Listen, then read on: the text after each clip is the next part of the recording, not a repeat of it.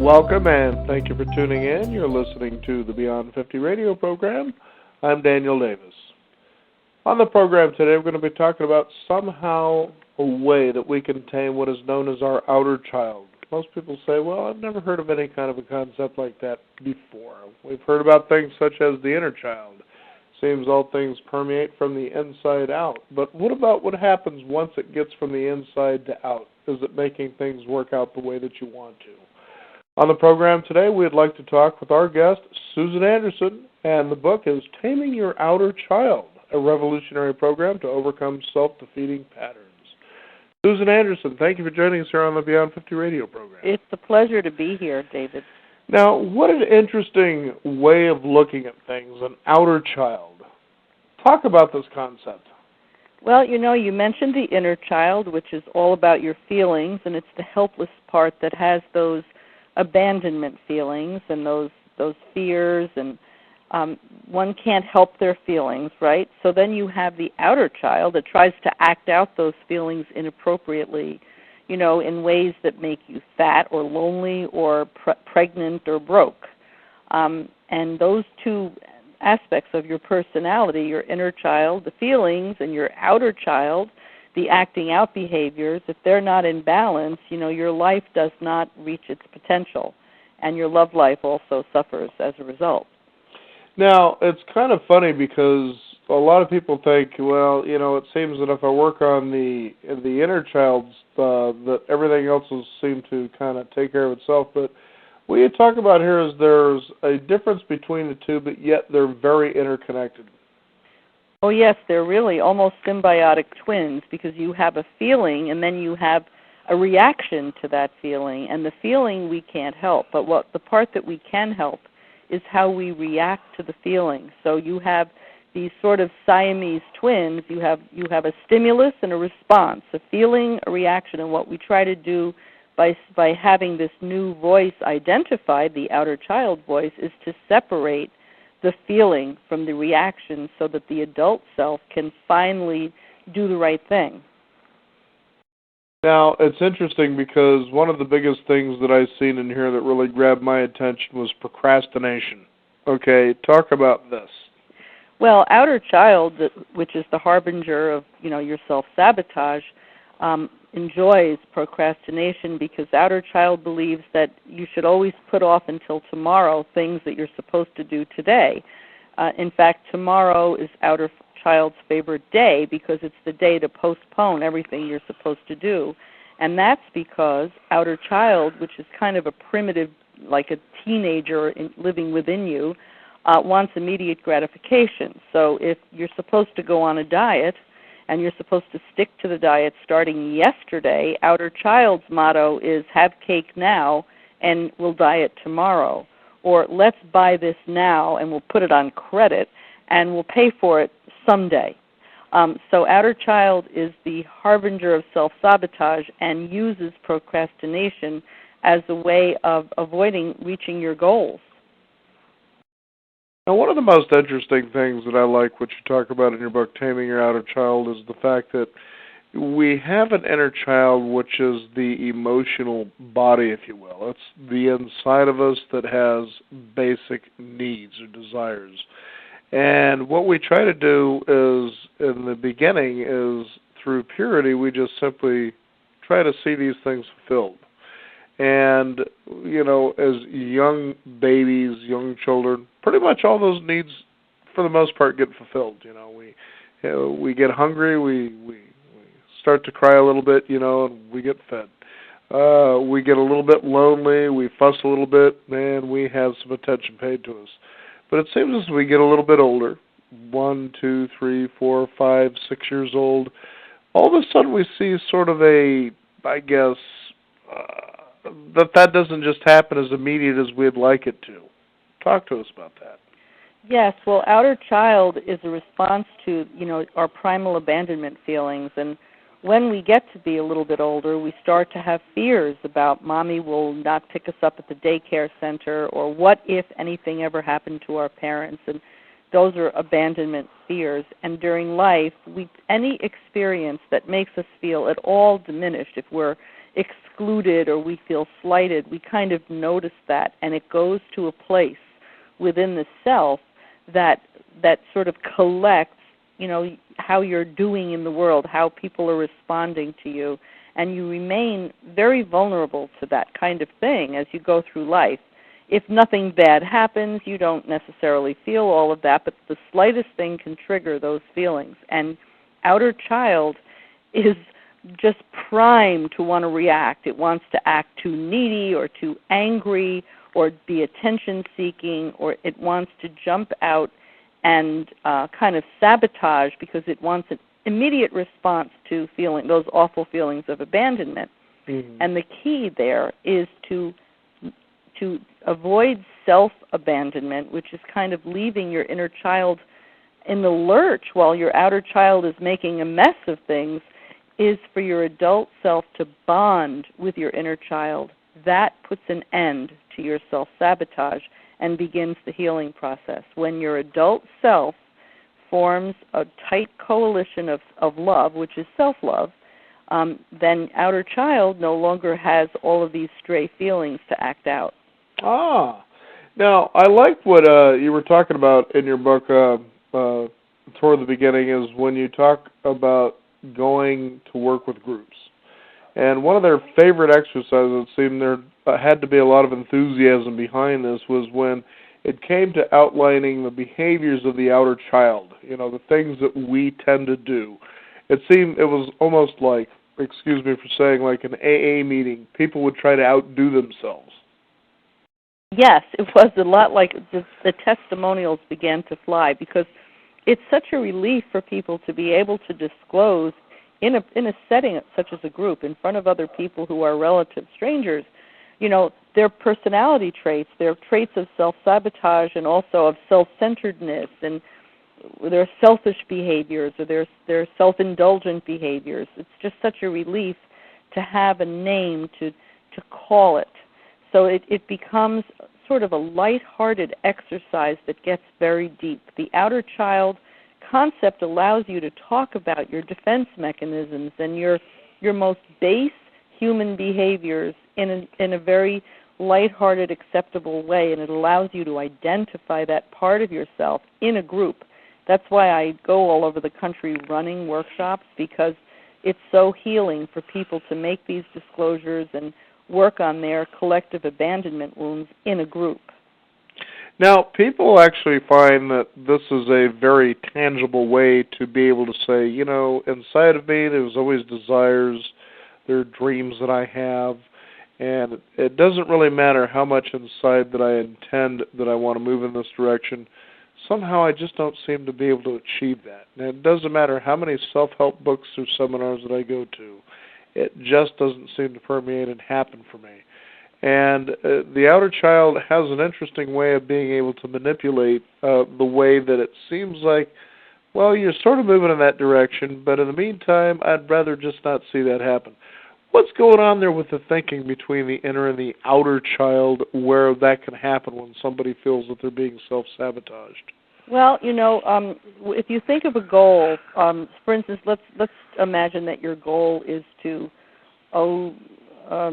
save money instead of be in debt, and think of all the things you do that interfere with that goal. For instance, let's say you're overspending. That's the obvious one. Or maybe you're under-earning, and you really need to work really hard on your resume and really develop your career, something of that sort. All of the things that you do in between that interfere in achieving your goal to be thinner, to be richer, to be more successful in your career, all that interference is the outer child interference. And what is your inner child feeling about that? The fact that you've allowed outer child to, procrastinate and spend too much or whatever. How does your inner child feel about that? Well, he feels abandoned because he wants to be successful. He wants to feel secure financially. He wants what other people have. He feels bad to be scared about money or not to have enough or not to feel successful. He wants that. So when you start to identify the outer child voice and identify that's the culprit, then your adult self can bond with that inner child, that pure inner child feeling of I want I want to feel secure. I want to feel successful. And your adult self gets the motivation to finally take care of yourself in that way with that goal. So it's very helpful in terms of finding the motivation to overcome the procrastination and self-indulgence to get a goal met. It's just so interesting that we've come seemingly so far in the last, say, 20 years when it comes to neuropsychology. Back in the day, you'd spend a whole bunch of time sitting in front of somebody talking about what your problems are, how to get ahead in life. I keep thinking of the movie Pretty Woman, where Richard Gere talks about somehow, there was like 7 or 8 years spent in psychotherapy and thousands of dollars, and he says he finally learned how to say that he was angry. Yeah. And nowadays we seem to have accelerated the idea that we really have a lot more personal power than we thought we did. Yeah. And that must be an amazing thing to realize, that you can take it so simply. When I take a look at what your book suggests, which is Taming Your Outer Child, that the inner child has emotion, that's the emotional body, and the outer child reacts or acts on those principles. Yeah. That if we can see a way that we can actually corroborate those two together, then you talk about what is known as governing, or your adult self. That is really kind of an interesting yet precise and simple way to take a look at things. Yeah, and we've learned so much about the brain since the days of Freud that it's now possible to begin to tease out these two different aspects of the personality, the emotions and the reactions, and actually retrain the brain. The exercises in the book, for instance, are like physical therapy for the brain. Certainly there's no magic pill, but if you kind of stick with it a little bit and you incorporate some new steps into your daily regimen, within a relatively short period of time, you're actually retraining your brain and overcoming your patterns. It's that we used to think insight was the big cure-all for everything. If you have a catharsis and you cry enough and get to the bottom of your feelings, everything changes. But we now know, I think evidence is pretty well shown, that that's not magic, that we still have to take new actions.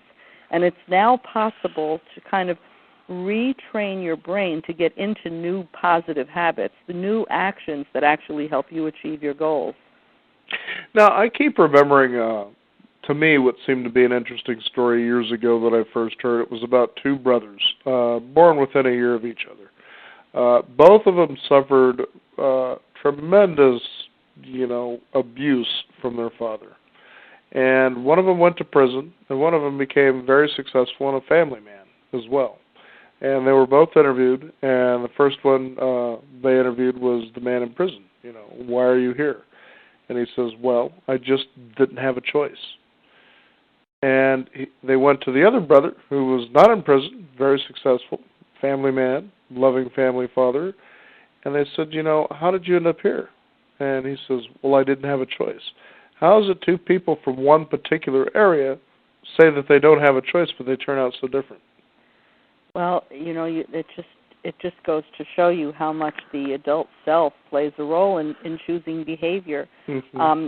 What in the case of the person I worked with, prisoners who are in prison for life for murder, and they have time to really think about what led to their bad decisions that hurt other people and themselves and their families so much. And the bottom line seems to be the impulsive behaviors very often committed under the influence of alcohol and other drugs during teenage years, when the outer child is at its strongest, point, when there's lots of testosterone and, adrenaline and all mm-hmm. of that stuff, and when the adult self mind is not yet quite developed. And a lot of times people commit actions that they pay for the rest of their lives during those teenage years, a crucial time that we need to be so careful with raising our children and in schools. So that your example really shows what can happen when people exercise different options and yet feel that they're doing what they're being led to do. One has a well-developed adult mind that chooses correctly, and one's adult mind doesn't seem to even notice that there was a choice. It's amazing when you read this book that you go, wow, you start paying attention to the outer child. It's like you said in your book, when you get together with groups, people seem to participate in this particular exercise with such enthusiasm. It's like they really want to start recognizing their patterns. For instance, I'm sitting at home and I'm not really too happy with my life for the most part. I'd like to see that my bills are getting paid. I mean, one of the biggest things that I've noticed in doing this program over the last 7.5 years is that a couple of things really clue into a person's motivations: love and money. It's just Yes. the way it is. But they really begin to, for lack of a better scenario, show the skeletons that are in our closet. And if we can come to see those, and we can come to see those with earnestness, that we can begin to, I guess, change what our behaviors are and start to achieve the things that we want to achieve just by that alone. But it takes some real governing. Talk about how you outline how we can go about this in the book. Well, one of the very important things for people to tap into when they're working on changing behaviors is the abandonment wound that we all have, the universal primal abandonment. In fact, that's how I discovered Outer Child, was all this abandonment work that I do throughout the country, and groups and individuals recovering from the underlying wound of abandonment, heartbreak, loss, and abandonment. And that's a terribly important thing for people to understand, is that inside there is an abandoned inner child, because we don't always tune in. We don't tune in on why does our inner child want to be thin? Why does our inner child want our love life to feel better? And we don't necessarily have such a close connection with those very tender, important feelings of wanting to be beautiful and loved and worshipped and successful and thin and admired and so forth. And so a very important understanding is to adopt one's inner child. That's a terribly important step in changing something in a person's life. But then you have to take action, and you take action on behalf of that abandoned inner child. And the action program is a program of steps, actual action steps that are easy to do, that with repetition become habit. You would just simply incorporate them into your life, and it's truly practical, as opposed to expecting insight to automatically evaporate all of these problems. Now, here's one thing that always, kind of intrigued me when it came to pursuing or being successful in my endeavors. And this is a personal story, actually, when I was in my 20s. And I was talking with a friend of mine, and I said, did you realize that maybe the one thing that you're afraid of is success? And a lot of people they kind of seem to think about, well, no, I'm actually worried more about failure. How can a person be afraid about success? Success changes your relationship to your peers. There's a competitive backlash.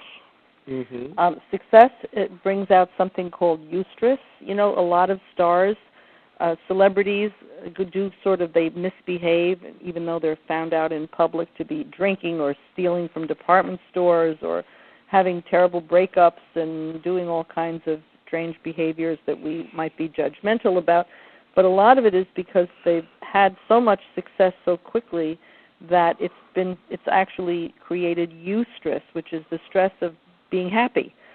Too much happiness creates its own stress, because you experience change very rapidly, and you have a hard time coping with it. But a steady kind of success that you earn sets you apart from your peers and places extra pressure on yourself, because most people who are able to achieve success have to have a goal, and there's a tremendous amount of fear associated with getting success in terms of will I feel good about myself, will I reach my ultimate goal. So there is a lot of fear that goes along with success. Now, Susan, describe for us, by way of your book, what fear is? Fear is an inner child feeling. It's universal, of course. And fear gets down to the primal, and the original fear is the fear of abandonment. So all of the fears that we have, the granddaddy of all of them is the abandonment fear. If we're afraid of not being successful, we're afraid of losing that love of society that we're looking for. It's a form of abandonment fear. If we're afraid of becoming too fat, it's the fear of being rejected. It's the fear of having people look at us as not as beautiful or attractive as we want. And again, that's the fear of abandonment. The fear that we get if we get a terrible diagnosis medically and we have a huge medical problem to cope with, there's a lot of fear associated with that. It's the fear of being abandoned by life itself. So all fear really echoes back to the abandonment fear, which is felt in the crib when you realize that you're alone and only someone coming to the side of the crib can save your life or can give you the nurturance that you crave so desperately. So fear is an extremely important component of outer child recovery, because you have to be able to tune into it and understand how deep it goes so that you can really then be your own adult, nurturing, soothing self and take your own fear by the hand and guide yourself to positive outcomes, positive behaviors. Now, it is possible for people to begin to defeat those self-defeating behaviors, if you will, and move toward self-fulfillment. Yes. Now, I find that amazing because it seems that with everything that's been out there, and you know, there are, again, seminars, workshops, thousands of dollars could be spent. Sometimes people could just find themselves no further along than they were when they started, outside of the fact that now they're out the money that they've spent, with all the promises and the carrots dangling in front of their eyes. Why is this so different? This program really deals with taking behavior steps. It's action-oriented and it's goal-promoting. Mm-hmm. And in all fairness to the other programs, the tremendous amounts of motivation and inspiration usually accompany people during the workshop, and they leave with a... They're excited. They want to go and do something, but then all of a sudden, bam, they're just like, no, I'd rather sit in the lounge chair and watch another movie. Exactly. That's when outer child says, not so fast. Right. I hate change. I refuse to let you change, and I'm going to tempt you with everything under the sun to help you to procrastinate and not do things differently. So believing that it's protecting this inner child that we're talking about. Yes. Okay. Oh, yes. All in the guise of, I'm doing something to help you. Let's have an extra helping of pie because you need to be nurtured. You need to celebrate. And outer child, disguises a lot of what it wants in terms of thinking it's doing you a favor. It's what you want. What you really want is not the pie. It is not the extra item at the store that you're buying. What you really want are deeper things. You really want to feel better about yourself, or feel more loved, or feel more admired by people, feel more successful. That's what you want. Outer child is masquerading inappropriately.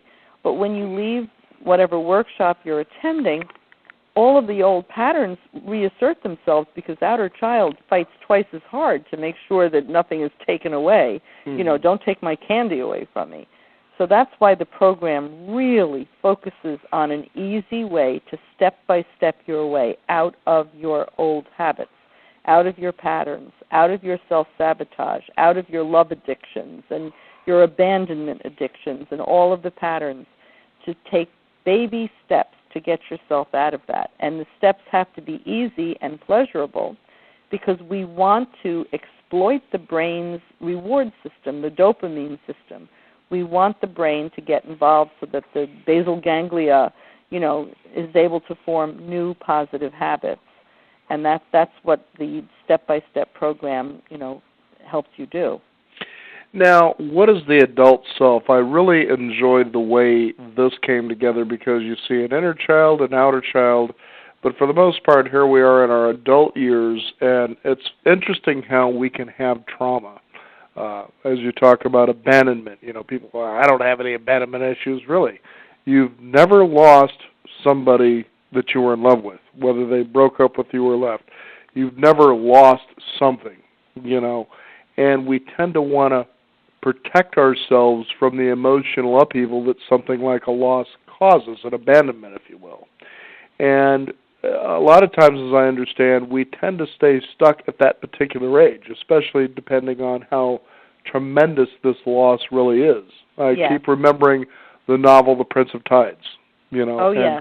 An amazing story, and it was interesting how even in the movie starring Barbra Streisand, she says, that's a child's answer. And you really pay attention to something like that, you realize when somebody is put to the gamut, if you will, that you can really start to hear childlike answers. I don't want to do that. Or even their reactions and body language tell you, here's basically, this may be a 40, 50, 60-year-old adult, but they're throwing a fit, just like a little kid. You even hear those kind of expressions. It's kind of interesting what's going on there. Well, abandonment is such a deep issue. It hits us right in the core. It's the taproot of our human emotions. Mm-hmm. And when you have abandonment feelings, anything can trigger them. Not getting invited to a party in adulthood.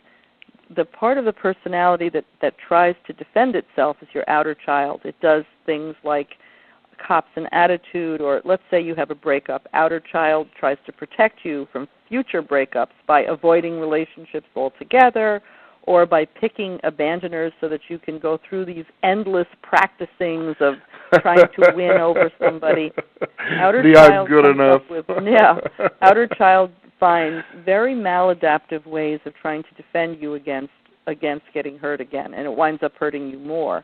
So the adult self needs to get stronger. If you have an active outer child, let's say you're caught up in patterns in your relationships that you sabotage yourself, or if you have a lot of outer child patterns, that means that your inner child is too submerged, it's too quiet, you're not paying attention to it, and your adult self is too weak.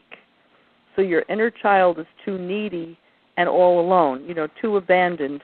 Your adult self is too weak and your outer child is too strong. So what you have to do is strengthen your adult self. Really, it's another way of saying you have to create mind over matter. You have to take the muscle of your adult mind, your higher self, and you have to perform daily regimen type of easy-to-do, though, exercises that help to strengthen that muscle, because you need that strong adult self to say, whoa, outer child, I'll handle this.